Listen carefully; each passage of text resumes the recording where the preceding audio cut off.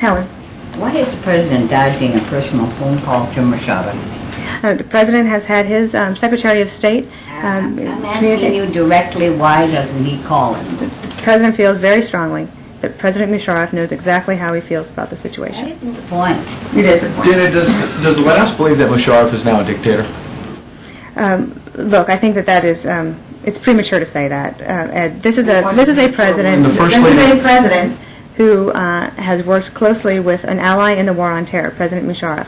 Yes, President Musharraf, we believe, has made a mistake. We are gravely concerned about the situation. We are calling for an immediate return back to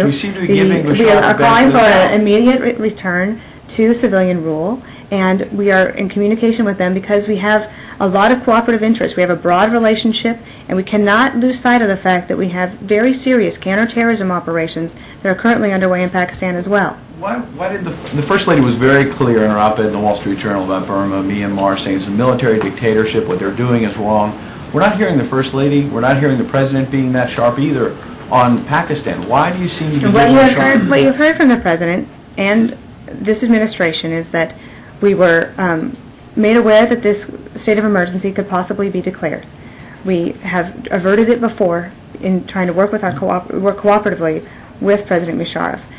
This time, the President of Pakistan decided that this is the direction he wanted to go in. We disagree with it. We want him to return to civilian rule. We want the normalcy of the democracy to come back.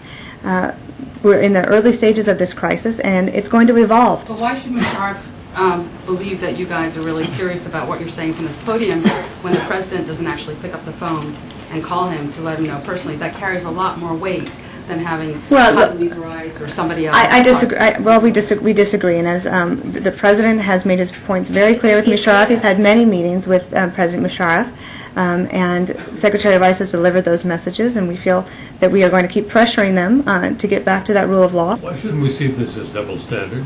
I mean, it's not the same standard as applied to Burma. I can understand why that question would be asked, but I think everyone has to remember that we are in the early days of a crisis, looking at a country who had decided to try to move down the path to democracy in establishing freedom of the press, civil societies, improving the education system, the public health system, allowing for freedom of expression and assembly. Democracies take time to develop. It is not easy, and this is certainly a setback, and You don't have freedom of the press or assembly at the moment. and we have called for a return to it. Clearly, we are very concerned that people who wanted to express themselves freely would have been put in prison. We would like for them to be released immediately. And have you had any feedback from the Pakistani government? They've talked about, the Attorney General, about elections. Have they talked at all about I would say that we do not have official word, and we certainly don't have a date yet, so hesitant to say that we're for sure that those are going to take place. have they talked about releasing any of these folks that have been arrested? I have not heard that.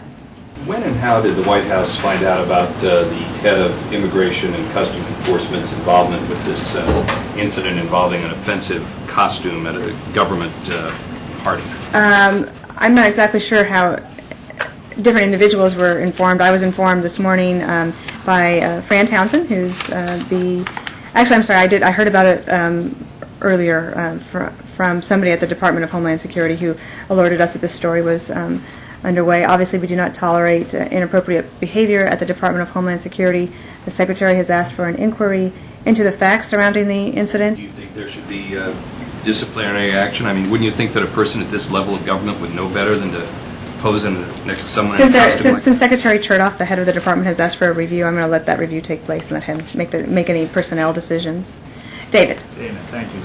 There have been some positive comments in the past couple of days from Prime Minister Omar and Palestinian President Abbas about the prospects for an Annapolis peace conference. Can you give us any kind of update on whether a date is more settled and the prospects for that conference? I don't have a date to announce for you yet. We are hopeful that we would be able to have a successful conference, but we are also mindful that there is a lot of work to get done between now and then, and there's not a date yet to announce, but as soon as we have something, we will.